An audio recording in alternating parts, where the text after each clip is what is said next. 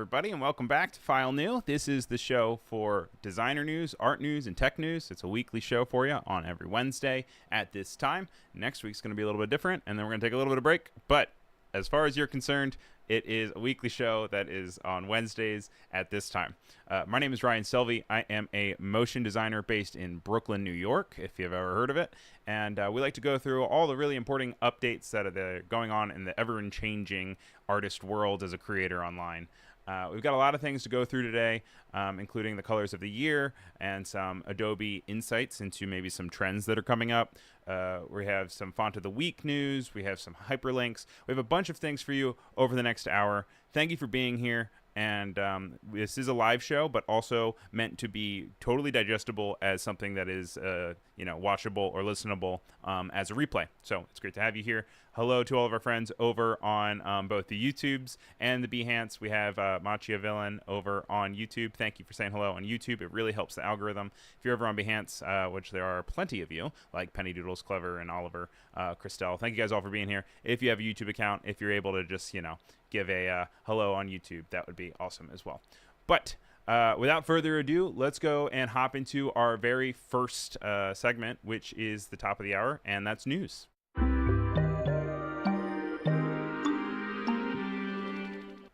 The first thing that I would love to really start talking about real early, because it happened last week, I feel like a lot of people were really getting into it, it is the Pantone Color of the Year. This is the 25th year of the Color of the Year, and that's a quarter of a century.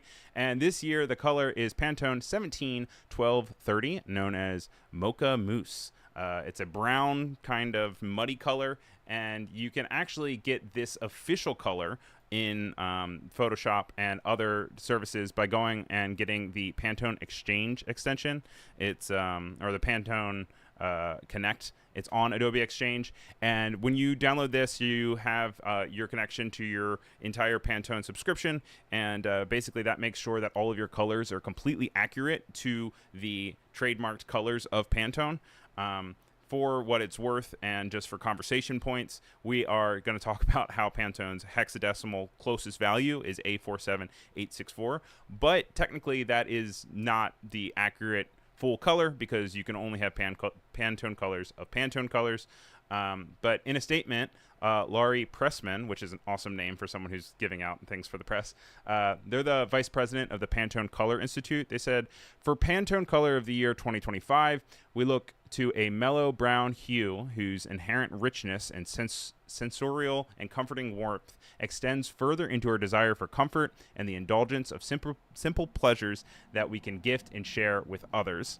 It is a flavorful brown shade, and it envelops us with its sensational warmth as a trend-led fashion color and neutral rolled into one.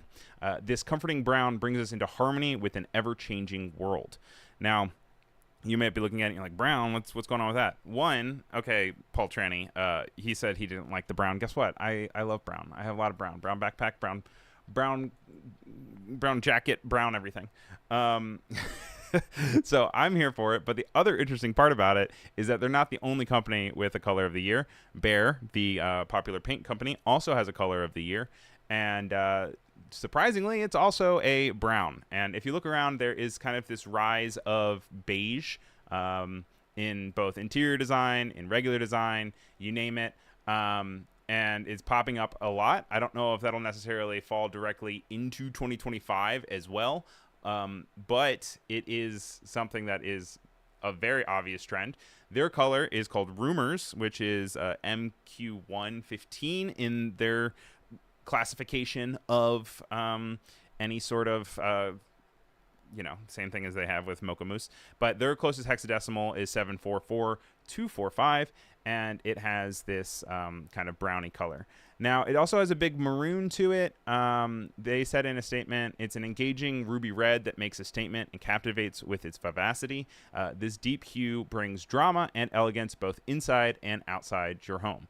Now, would you guys paint your house with this? Would you incorporate this into your own creations that you're making in design? Would love to know. I also wanted to take a moment to pull up a link from the Raindrop. You can find all of the links from today's show in the Raindrop. And this is the one for the Bears 2025 color of the year specifically. It's very cool how you kind of scroll into it, and then you can actually even step inside a 3D experience. But you can see all the colors on the walls here. You can shop the look. I like this kind of hover experience that they have going on here. And then if you shop inside the 3D experience, it pulls up this, and you can kind of run around.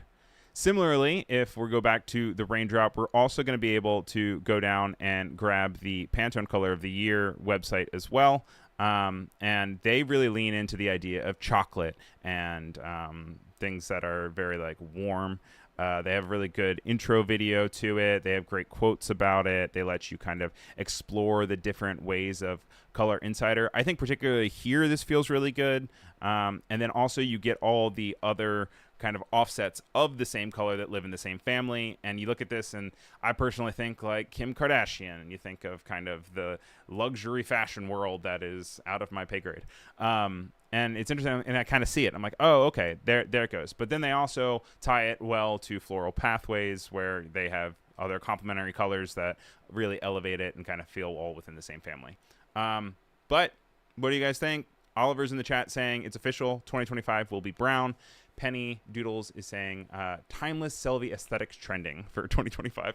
We will actually get into some Adobe trends coming up in just a few. Adobe did reveal their creative expectations and predictions for 2025, and I would love to hear what you guys thought. We have a decent number of people here. Thank you guys for being here. I am surprised because I was unable to post on to Instagram because actually in let's our first social news of the day, Meta is down. So Meta's apps across its whole ecosystem, including Instagram, Threads, Facebook itself, are all experiencing a technical outage. They have addressed it in like tweets and forms of posts saying that they are aware of a technical issue and they're looking to fix it. But as of right now, it is all down. So if you're here from different experiences, and thank you guys for being here regardless. You guys know I love to talk about creator resources and social media. Social media is obviously a really great way to get out there and get your work kind of viewed by all different types of people.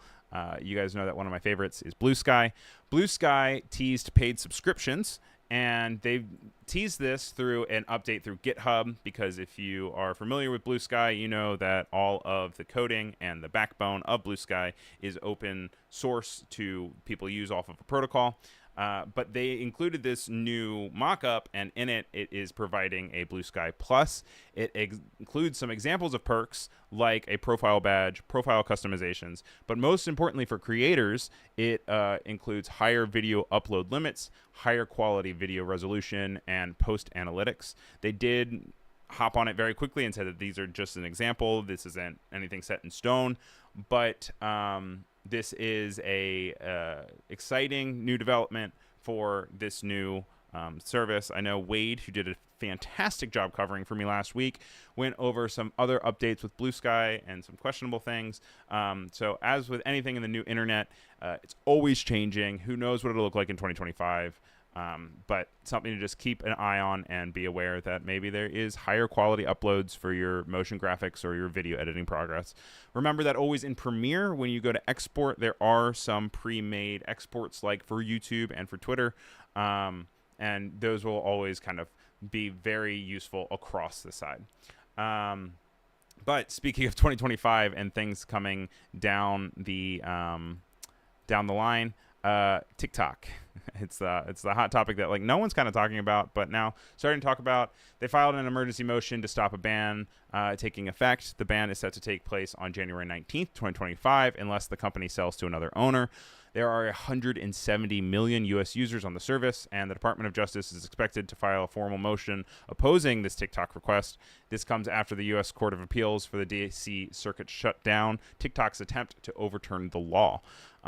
So the reason I bring this up on the show, obviously 170 million people are a lot of people. If you are someone who is designing or creating and you have a marketing strategy in mind, there is a chance a reasonable chance that TikTok might be shut down. It might not be working anymore come January 19th. So that gives you a little bit more than a month to figure things out. Of course, with anything else, it's likely that, maybe this doesn't come to fruition and TikTok stays up. But then at that point, it doesn't hurt. You also have a backup plan for other things. Apurva, thank you very much for the hello. Also, hello to Badran NT. Thank you to Clever and Oliver for saying hello over on YouTube, along with Opiano. Moving on to something similar to TikTok is Instagram Reels, which is Instagram's Reels response to platforms like TikTok. They have some updates for creators. You can now start experimenting with non-followers. This is trial Reels that you can now try out with people who don't follow you to see what performs best. It's meant to liberate creators from the anxiety of trying new genres of content to their existing audience. The prompt to make a Reel trial happens at the last step when you're creating a Reel. So you just set up everything like you would normally, and then it says, hey, do you want to turn this into a trial Reel? And this just will, for 24 hours or up to 72 hours, show your post to people who don't follow you. Of course, people who do follow you could still see it if they find it through other means, if someone sends it to them, if they look on the Explore page, but it won't pop up in the actual feed of people that are following you. You can find your trial Reel alongside your drafts of your profile, and then you can later decide if you want to share it with everyone. Stats are provided 24 hours after posting the trial Reel, and you can choose to have Instagram automatically share your trial Reel with followers if it determines it's performing well based on the views it receives within the first 72 hours. You can always change those settings. There is no indication if it's a trial Reel to anyone else besides you. So it's something that you are able to kind of put out there, and there won't be any shame behind it or anything, because, between TikTok and Instagram Reels and YouTube Shorts, there are a lot of new ways to get vertical video out there and experiment with vertical video, because people are really consuming a lot of vertical video now. But to a surprise and not a surprise to me personally, we have some YouTube updates. YouTube is in reporting that their viewership is increasing over on TVs specifically. This reporting comes from David Pierce at The Verge. Watch time on TV for sports content was up 30% year over year, and viewers watched more than 400 million hours of podcasts on their TVs every month. That's also a quick side call out for the presence of podcasts on YouTube, like this one. This one is technically a live stream, so it's like half podcast, half live stream. But the presence of, if you're creating something, especially long form video, and you want to have it as a podcast or just long form audio, it might be best to actually get it up on YouTube, because then more people are going to be able to absorb it. The company said earlier this year that the number of creators making a majority of their revenue from TV viewing is up more than 30% since last year. And YouTube announced a new feature called Watch With that allows creators add their own commentary and analysis to content in real time. This could be really helpful for, when there is a news conference or a sports event, and can pop up. And then the one other small story that's also here is YouTube's new auto dubbing feature is now available for knowledge-focused content. They are doing a really slow rollout here because they want to be safe with it, but YouTube's becoming more accessible to many different languages with being able to take the audio and then automatically just dub it. It's not doing anything like with AI with their faces or anything, like some of the other AI generators that we've seen. But this is just kind of changing it and then changing the audio of it so that you can watch a video and still get the same sort of thing. Moving on from social media, thank you guys for getting through all those social media things. We have a update from Canon, the creator of awesome cameras, and this is a exciting new update for on-device cropping guides that were launched this week. It provides an on-screen guideline that helps you position your subjects with precision for consistent and professional results. Who here shoots on a Canon? Who here shoots on a Nikon? Who here shoots on a Sony? Would love to see in the chat. I don't shoot too much, but I personally have grown very accustomed to Sony. By the way, and I feel like I need to always mention this. I should always mention this. The things that I bring up on the show are not an official endorsement of Adobe. It is not an official announcement or partnerships or anything. This is all just coming straight from Ryan Selvy, my brain, what I find interesting. Oliver's saying Canon here. And so that's this news is for you, basically. It's available in both horizontal and vertical composition. Cristal is also on Canon, so this is super important for everybody. This is a vertical and horizontal feature. You can see here they have these different examples. This is from their site. I love the seriousness of this child, like really ready to get into basketball. They have these different adjustable lines that you can pick from, and they are good for things like school photos or sports events when you need the same shot over and over again. It's made to speed up post-editing when you're in Lightroom or something, which you probably still be doing with colors and stuff, but then you don't have to worry as much about positioning your subject. The guides include 3 different options for head sizes. They have the top and the bottom of the head, and then they have the left and right positioning fixtures for props. That could be like sports equipment if you wanted to, or if somebody's like holding a diploma or something. Robert is also Canon. We are a full Canon crew here over on Behance. I don't see anyone on YouTube mentioning their shots, but I'm hoping that this is still relevant to all of you. They include different print guides for 5x7 or 8x10, and the cropping guide is available on the R50, the R10, and the R7 camera models. And those are the majority of our notes today. I do want to do a quick call out, as we always do in the news section, for the Motion Design Hotline guys. They had a really fun episode today. I tuned in and had a really great time. They're, as always, very generous and create a little promo for it. So here is Kyle. Take it away, Kyle. Hey everyone, Kyle here from Motion Design Hotline. Today we are going back in time, but sort of to the future, looking at retro-futuristic FUI, or fictional user interfaces. This is all this cool stuff you'll see from movies from the 80s where they're imagining the future, or stuff from today where they're sort of looking at retro aesthetics, looking at the future. Of course, our show was live a few hours ago, so you'll have to go back in time or just watch it on demand to catch it, but you can catch us every week, or of course go to motiondesignhotline.com and see all the back episodes. Thank you, Kyle. Yeah, it's so funny because when I saw the original thumbnail in the description, I was like, "Phooey!" I'm like, what are they? We're talking about, but the fantasy user interface is very interesting, or fictional user interface. I can't remember which one it is. But it's fun. You can learn about how you can kind of de-res some of the stuff that you have and create and make it a little choppy or posterize. And I learned a lot, and it's fun. And of course, they're big old nerds, so they have a bunch of really fun references. But as I kind of tease towards the beginning of this episode, I am excited that it's almost the holiday season, but that also means that our scheduling is about to get real goofy. Next week, rather than being on Wednesday at our regular time, we're actually going to be on Tuesday at 1 p.m. Pacific time. So I think that's 4 p.m. Eastern time. And it's going to be a little bit of holiday style. We got a whole holiday week here on Adobe Live. It's really cool. Andrew Hockrottle has done an amazing job getting everything together. And just a little heads up, make sure you follow me on Bluesky at ryanselvy.com so that you know all the updates. And we'll also be doing plenty of promo and announcing about it. But that's all the news that we have. But we have a full show still with you. We're here for 40 more minutes. So stick with us. The next thing we have going on for us is Font of the Week.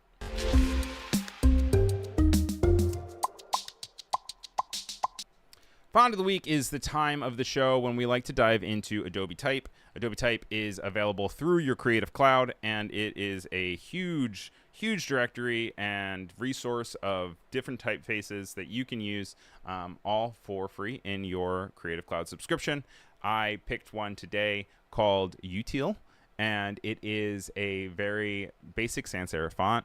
It is designed by Sybil Hagman from Contour, and it was designed in 2019. I went ahead and I grabbed a few things from their site that was just talking about the typeface. I picked this typeface in particular because I think that we tend to all kind of fall into the same sans serifs over and over again. There is a surplus of Proxima Nova absolutely everywhere, and Solil is everywhere right now. Years ago, it was Helvetica. So it's just important to know trends and be aware of things. Both of those other ones, by the way, are available on Adobe Typepick. But this one is called Utile, and it was started out as an extensive study of numerous sans serif typefaces that have their roots in the type classification of static grotesques and neo-grotesques.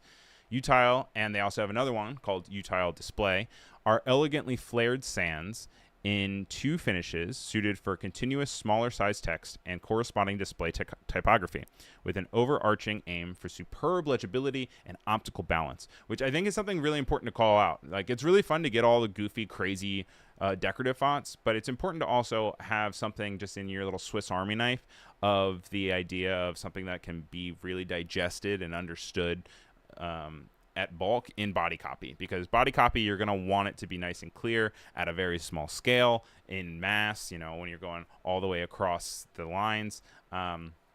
It's a whole thing. So this one's really great for that. It's designed with clarity and function in mind. It features a solid letter build with carefully weighed spacing for ongoing passages of text and form definitions, compensating for trapped ink and low pixel density. It's an open type font, so it includes figures for text and tables, stylistic alternates, fractions, and more. The ample weight scale and multi-purpose variety of text and display is intended but not limited for contemporary identity branding, editorial and advertising for print and screen programs. The asymmetrical incised stern definitions applied with measure help to render the type rhythmically animated with a touch of classical letter heritage. Yeah, can you tell I did not write that last sentence? But I love it. Yeah, it's called Utile. You got it, Rick. By the way, hi Rick. It's always great to see you. It is a nice, strong, easy typeface. I have it preloaded also here. Also, LOL at my Christmas colors down here. But if we go into Adobe up here, I can just write Utile. And you can see it comes with both the display and the regular. The fun thing is, like, yes, it is a sans serif, but they play with weights, which is a cool way. We can do like AA, BB, CC, DD, EE. We'll highlight this and change it to white just so you guys can see it a little bit better. And yeah, it's nice and simple. You know, I can blow it up if I want to. I can also make it really tiny, and you can still very, very clearly see what it is. And there is plenty that you can get within the glyphs. If you just go to Window, Glyphs down here, it'll pull this up. You can see everything that they have. Lots of really resourceful stuff. So you have your fractions and stuff just in case you need to write anything. That has body copy, which is important. It has the rights and the copyright stuff. It's got arrows for you, small letters, big letters, or small numbers and big numbers. Make sure you go check it out. They have support for a lot of different languages too. So something to always be able to apply to your designs. Apparently, a French word of utile means useful, according to Christelle over on Behance. Thank you for that. Did not know that, but also makes a lot of sense. But that is our font of the week. What do you guys think? Do you guys have a go-to sans serif font that you use a lot? Do you guys use Proxima Nova? Are you guys in Solio? Are you guys Myriad? Do you guys illegally use Adobe Clean? Legally, I mean, you're not supposed to use it if it's not in an Adobe product. So if you're using it, you're not supposed to do that. Let's hop over into Spotlight.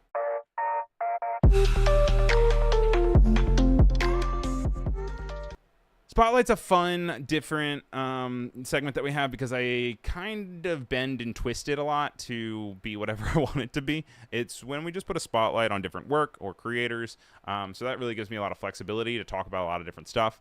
This week I'm really excited because we get to talk about Adobe's 2025 Creative Trends Forecast. This is something that Adobe posts every single year. And this year it was actually written by Brenda Millis. And it is Escaping to the Familiar and the Surreal, Adobe 2025 Creative Trends Forecast. So I'm going to go ahead and pull up the actual thing. Like I said, it's all on Raindrop. Also, previous episodes up until episode 53 all have raindrops of their own. So you can go in here and you can click on previous different episodes. But we're going to go and we're going to hop into Escaping to the Familiar and the Surreal, and just go through real quickly about some of the stuff that is creative trends for 2025. The first one is Fantastic Frontiers. This is something that I definitely have seen. It says, in this year's annual Adobe Creative Trends Forecast, we find that the top trends for 2025 reflect the urge for both escapism and reality, with creators leaning into imaginative and surreal new visuals, humorous perspectives, immersive experiences, and more. For Fantastic Frontiers, it's exploring magical, uncharted worlds where imaginative and unreal new visuals reflect our desire for escapism. It merges both the technology aspect and the culture aspect. And you can see this a lot in, little tiny cars here with this gigantic, what is that called? A monolith, or like giant or reflective cube in a place where it doesn't really make sense. And these are all from the credits are from Adobe stock for all of these, from Addictive Stock and Marcos Oserio. So shout out to them, and their great work being ahead of the curve. Next up in the creative trends is levity and laughter. This is one that I actually learned a lot about with reading this article. Basically, 90% of consumers are more likely to remember funny ads over serious ones. The use of humor to make content more engaging and memorable. Memes and funny posts are shared way more than serious or non-funny posts. And by embracing the casual, playful tone we use online, companies are building more personal connections with consumers. Next up, we have Time Warp. Time Warp is retrofuturism, which is a huge favorite genre of mine. Especially with retrofuturism, I really like sci-fi when they have retrofuturism, which isn't necessarily what we're talking about here, but it is one of the things that I really, really like. This says as the space economy surges, reaching an estimated US $1 trillion in annual revenue by 2040, we're seeing a similar rise in retrofuturism. It says Time Warp trend blends futuristic components with historical and vintage elements. This is by Bluesky and Ahmed Shafik. And this one down here is by someone named Maria. How do you deal with a woman like Maria? Pulling styles from ancient Rome, the Roaring 20s, the groovy 70s, and beyond, and compacting them all into things. We're seeing this in both digital creations and works, and we're also seeing it in physical manifestations. So it's going across both physical and non-physical. It's something that I think we will continue to see and have, always constantly referencing the past. I feel like we were really referencing the 80s for a little bit now, and then that's just kind of expanded. I thought that would be over, but we still are referencing the 80s. I mean, look at Motion Design Hotline today. They did 80s they did a little 80s like retro computer. So there's that. But now it's even expanding even more. I love that these are stained glass looking boots. And now it's, 70s. It's all the way back to the Romans, Oh, Christelle's also saying that they like the boots. Hi, Becca. Welcome to the chat. And then what is also next is immersive appeal, one of my favorites. It is a multisensorial, I can't even say it, multisensorial experience. It has immersive art installations and theme parks to experiential shopping. It is beyond the visual to involve touch, sound, and even smell. These are things that I really love. If you guys have never heard about Meow Wolf, that is a personal favorite of mine. There are these really gigantic art exhibitions. Some of them are super trippy, like in Colorado, but then there's other ones, I think it's in Vegas, where it's like a giant supermarket where everything on the shelves are fake and jokes and just things for you to go and explore the absurdity of everything. But it is that physical experience. It's something that we've seen in rise over different years. I mean, there was like the Museum of Ice Cream or the Museum of Color that is happening in New York. Rick is saying sensory. Yeah, sensorial, sensory. It's all the same. And there's also one in Santa Fe. Everyone's helping me out with my pronunciation. So sorry. Also, I have my coffee. It's okay. We're good. But I think it's just a really good write-up. We went through the majority of it, but I think if you get some time, you could also reference your stuff. I think it's just a good running through of kind of being inspired, finding how you're going to add your own twist to it. And I'm always really interested to see how these turn out. A big shout out again to Brenda Millis for a really great write-up. And I'm excited to hop into 2025 with you guys and see if this is something that we really do see. But one of the best things about the end of the year is the fact that there are always all these lists all about, what happened, what's about to happen. And CreativeBoom did a really cool write-up of the 25 most popular graphic designers as voted for by their peers. And this, obviously, we're not going to go through all of them because that would be a lot of people. But this is written up by Tom May on CreativeBoom, and it goes through some really great inspiration. It was apparently a collection of hundreds of designers that voted on individuals whose work they admired the most and who they consider to be the most influential in the industry right now. To no surprise, number one is Jessica Walsh. If you've never heard of her, she's a New York designer. I would be surprised if you've never heard of her. She went to RISD. She worked at Pentagram. She founded Sagmeister and Walsh with Stefan Sagmeister, and founded her own studio and Walsh a few years ago without Sagmeister.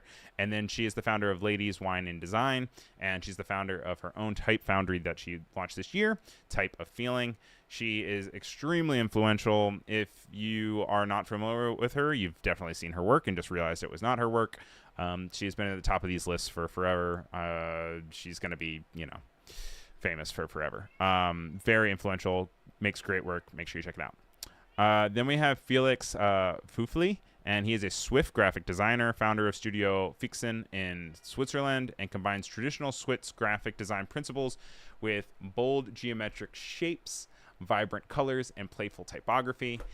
He's known for poster design, type design, fashion street art, exhibition signage, and more. And they got these really cool, clean mixture of textures. You have the wood here mixed with the really bright orange and the motion, which is nice. And then we have number 3, which is Emily Oberman. And Emily Oberman is an American graphic designer. That's 2 Americans on the top. And they co-founded Number 17 Design Studio in 1993 and joined Pentagram in 2012. But the most thing that you probably know her work from is that she created Saturday Night Live's titles for 27 consecutive years. So if you've ever seen any of this stuff before, you have seen Emily Oberman's work. Now, like I said, this is a huge list of 25 people with lots of inspiration, lots of really great work, things to just add to your roster of when you're checking out different work. Check out these different creators, and I would love to hear what you guys think are your big inspirations for the year and who you are constantly looking for. Dev here is here with different wires of. Look at this crazy work. It's awesome. But that is the big rundown, but we're not going to hop off of CreativeBoom quite yet. CreativeBoom also did a year in review, which is really nice to see. And if you go over to the raindrop, as with anything else, you can see that it is under... Where is it? This is like a little... You guys get to see ahead. Also, if you hop onto these, because they don't get added like as we are doing them. They just are there before. This is all about a year in review for the creative industries and kind of their coverage specifically, but I think that's also really noticeable as something that is just kind of all-encompassing. This is Katie Cohen, written for CreativeBoom, and this is a year of facing the future. I thought this was an interesting take because this is the second year of AI. Last year, it was a big change and a surprise, and this year it has fully become a part of our reality. They had think pieces like the rise of the one-person agency and how I learned how to stop worrying about AI are 2 of their big AI-focused different writings, but they also focused on the fragmentation and changing social media landscape. I mean, we even were talking about this at the beginning of the show with the idea that Bluesky is kind of growing and Twitter is changing, and now it's called X. And we have Instagram and all these other platforms that are kind of also going against the idea that TikTok might also shut down. And so one of CreativeBoom's biggest articles of 2024 was being able to market strategies beyond Instagram. The idea of being able to hop away from just a single one and hop on to other social platforms is always good to be able to spread your work. They also go through and do some standout campaigns and work that really focused on. We actually covered a lot of these in our own show for File New, like the Kleenex rebrand or the IKEA work where it was like talking about like smash objects that you could then replace for like $29. The Jaguar rebrand. All really cool things, a good place for good inspiration. And then they also just did a little recap on some cultural moments that really inspired them. between it being the pop girly year with Charlie XCX, Brat Summer, that cover of that pixelated Brat that got really big, even got picked up by political campaigns. And then we also have like Beyonce to Chapel Roan. It really was the year of kind of the pop girly summer. And they talk about technology and a bunch of different ways that art is constantly in the forefront here. So check that out. That is the year in review for creative industries. And then the one last thing that we have here on Spotlight is the reinvention and evolution inside the design of Spotify's Wrapped 2024. This was an interesting write-up from ItsNiceThat. It comes from the entire ItsNiceThat team. They got to sit down with the creative department at Spotify and talk about the branding for this year's Wrapped, which obviously is really big. There's all this like repeating, which is something that, you know, you're seeing a lot. I think it's even in our thumbnails with the little mouse. That's also kind of focusing on retro again. This is the 10-year anniversary of Spotify's Wrapped. This year's theme is a reinvention and evolution. Rasmus Wanglin is the global head of brand design, and he sat down with ItsNiceThat and said that they were inspired by how pop culture thrives in a beautiful cycle of reinvention, constantly evolving and surprising us. Remember that Cowboy Carter came out this year, like the idea that Beyonce, who is traditionally a non-country artist, is then creating country. They said, beginning with an art direction that loops, transforms, and celebrates the energy of this unique moment in time. This includes vibrant color combinations, playful layouts, and lively animations that bring the design to life. It incorporated our brand new bespoke typeface, Spotify Mix, into Wrapped, which gave us the opportunity to create a bolder, dynamic, and more unique typographic presence that stands out. That's something that we also covered on the show, that they have this typeface that is truly theirs and is specific to Spotify. And they really were able to take advantage of that and put it in the forefront with just being like, boom, your top songs of 2024. Hello to Piotr over in YouTube. Great to have you here. Thanks for tuning on in. We were just going through some Spotlight and some features on some different work and artists that we liked and some articles. But right now, we're also about to hop into our next segment, which is the resources.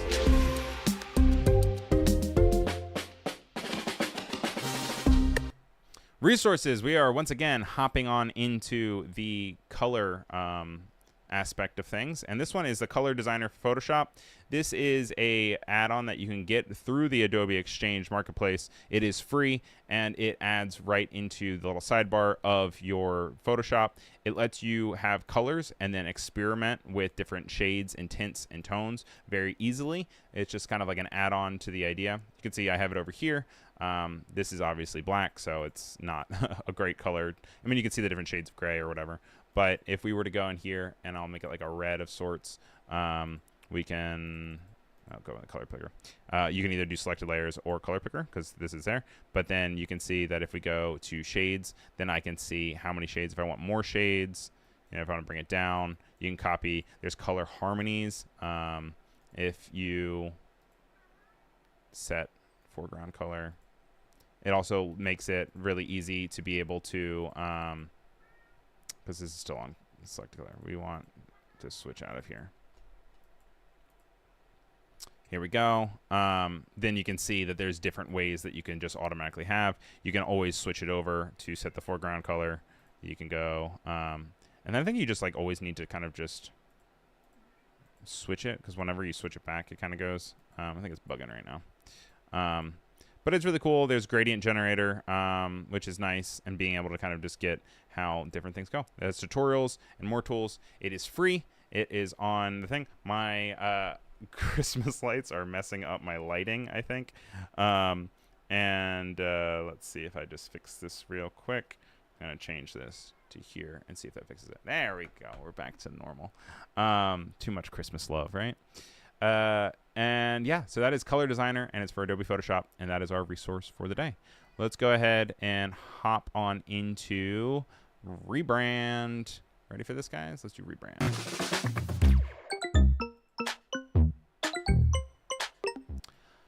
Hopping back over into our browser, we are going to go take a look at some of the cool rebrands that we have.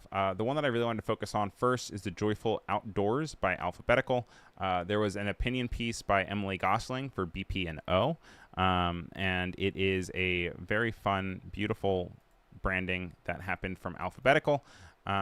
They are a London-based studio, and they did the design. The color palette and textures from the Surrey countryside are how they focused and grabbed all the colors. The typeface is Poppins, which is an Adobe font for you, and also one that is like a sans serif that pops up a lot. The logo mark is the J with a distinct exaggerated dot. So you can see this is J. It turns it into like a smile of sorts, which is really cool. And it's also kind of cut out, which is something that is really helpful for using it as a viewfinder, and also just tactile and something that you work with. Once again, we're going back to that idea of immersive and sensory experiences. What stands out to me is the application here. It's not even just the cutouts here. They also use, again, it in buttons, but I thought it was cool. They have like these seed packets where they then use the circle and the dot of the J on these to use this circle of the J to be the sticker closer for the seed packet. But they really have a fun time then using all different types of shapes. They have these really cool icons that they use for a little bit more serious classifications of stuff. And they just like have a really good way to fully have ownership over the creations that they make, that you can instantly look at it and see what it is. I thought it was interesting. They created a piece of work that is top right, and it has kind of room for using that J again to be able to hold it all together on like a key ring, so that you can go and you can identify different stuff. From the article, it says, for the more functional brand assets, things like materials used in workshops, a set of icons works hard and looks rather nice too. The icons seem to act as a distinct little signpost or pictograms, as well as just nice decorative little illustration flourishes. There was a thing that I did want to call out here with Illustrator. If we hop into Illustrator and we just create a new composition, this would be an easy way that we could maybe make something like this on our own. If we were to kind of just create something like a square, there are multiple ways that you can kind of create new shapes. We're going to create a circle here, and what we can do is we can highlight everything, and if you hold down Shift M, it's going to open up the shape tool. This is a plus or minus. If we hold down Alt while we click that, it's going to make that transparent, and then with that you can kind of move things around, which is just a really easy way to be able to make interesting shapes like that. Alternatively, what you can do, and what I tend to do a lot, honestly, is you can go to Window, Pathfinder, and I already had it open on my other monitor. You have all these different kind of ways. You would just click minus from front, and it'll pull out that circle for you. So once again, you kind of have it as circle. Then the one other tool that I wanted to highlight here is the dimension tool, because this is obviously something that is working on the creation of printable assets. And if you go, you can either click and drag to kind of have this pop up. And the dimension tool will create these cool arrows that give specific information. You can see that I clicked it, but you can also go to the edge of something and it'll automatically pull it there. You just click and you can kind of pull. And here you can also you can measure like anything you want, which is nice. You can always go through and hop into the settings of the dimension tool. So like, let's create this. And then we're going to double click and it will open up the dimension tool options. You can change the units. You can either have it be the document unit or put it into inches, change the pixels, points, you name it. And it can tell you how much of precision you want to have, how much is going to focus. You can change the arrowheads if you want to make it kind of have different types of arrows, or kind of something that maybe like is a little bit more distinct with circles rather than arrowheads. You can increase or decrease the line weight. You can do dashed lines, dotted lines, and you're also able to change the text if you want the text to be like super big. You can save that, and then we'll go and we'll create one here. You can see that now we have our new arrowheads and we have the giant type just easily available. And you can do this very quickly among a lot of different things, especially if you're making any sort of packaging and you need to create, even like the radius of a circle. It'll have that for you. Very nice, very useful, and ways that you could be able to use this rebrand. One other rebrand that I wanted to highlight here is the Printify rebrand, and this was brought to my attention via the folks over at Under Consideration. They are really good at being able to hop on trends and find new rebrands. This is the Printify. Basically, Printify, as you know, is a on-demand printing service, and they came out with this new one via a link that they had with this little logo animation from Printify. It's interesting. They said business is all about growing and getting more of that sweet green in your pockets. That's why we made out our new logo even greener, with the lines of each letter pointing up and to the right. Then they have their logo mark too, which is just a P, and going to the side. It is nice to see that it's not just straight sans serif. It's interesting that the both R and I, N, T, and I here are all inclined, like they said, that it's kind of increasing. But it was interesting that the F here was not something that popped up. And that was actually something that I saw in the comments. Someone said, I'm disappointed by the letter F. Neither the cross stroke nor the hook on the top achieves the same up and to the right angularity that might really tie it together. Which is, it's a valid criticism. But I also think that it's a nice rebrand, and this is all something that you could always do by creating something in like an angle that you could specifically get, here in Illustrator or something. Then you can always go and you can kind of cut it. You can copy and paste it, and then use the Pathfinder or something to be able to get that same angle across your entire workflow. But overall, pretty cool. And then we're going to hop into our last and most casual of the show, and that is called Hyperlinks.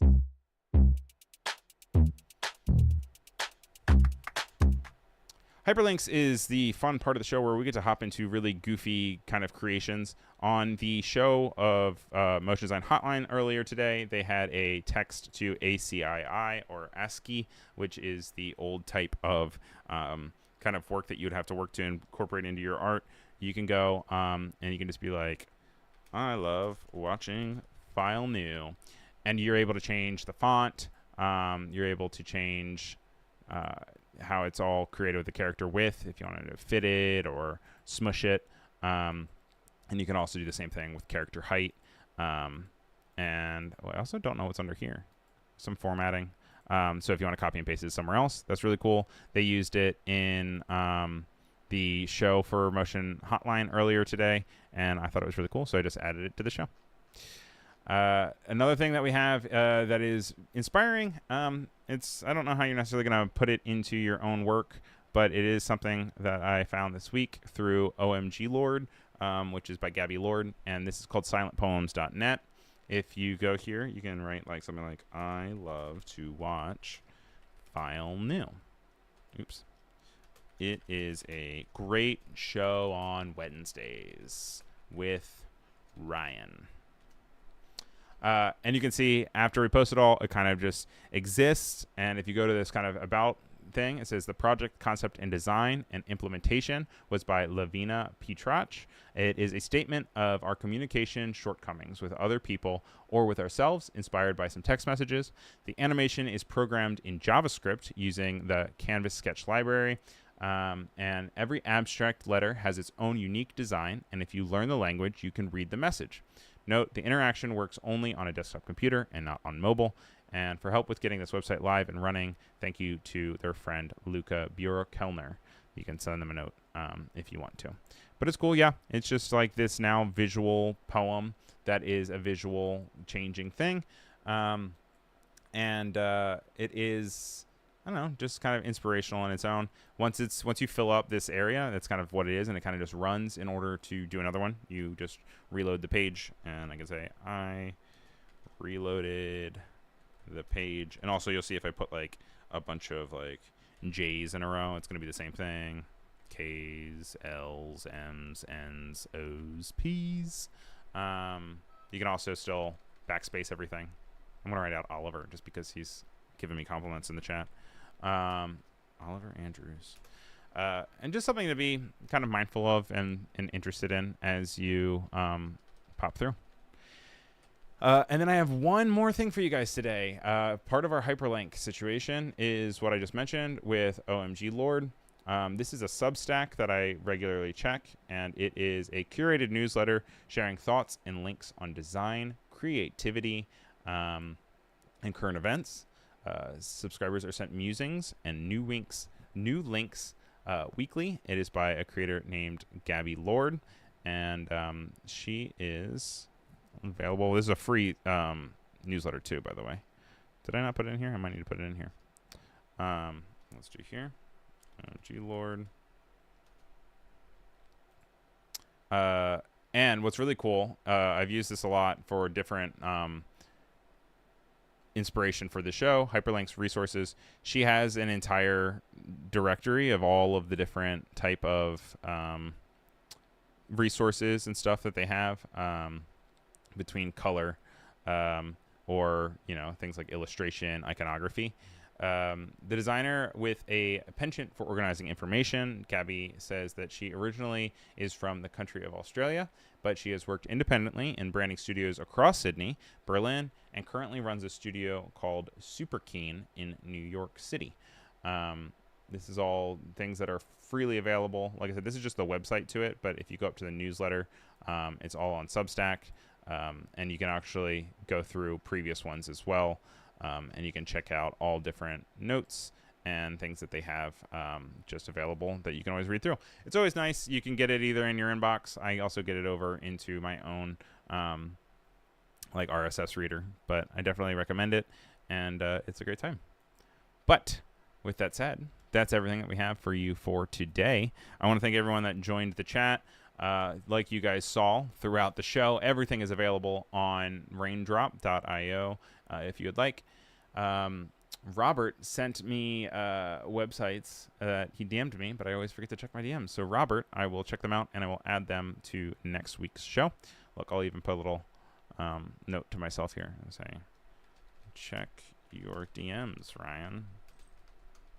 Roscoe's saying hello. But that's all for me for today. Let's see if don't I have one that's just me? Yeah, I do. Oh wow, I guess the Christmas lights are still messing with it a little bit. But we'll be back again on Tuesday, and that is at 1 p.m. Pacific, 4 p.m. Eastern, I think 10 p.m. Universal Time or something. I think it's all someone say. But thank you guys for being here. Thank you to Jack Watson for moderating the chat. Office Hours is next with Nick and Andrew Hockrattle. And make sure you guys check out all the other awesome Adobe Live stuff that we've got all planned for you. Thank you again. I'll see y'all soon. Follow me on Bluesky at ryanselvy.com or on Instagram as Ryan Selvy. You name it. My cat is going to be the death of me. Okay. See y'all real soon. Thanks for watching. Bye.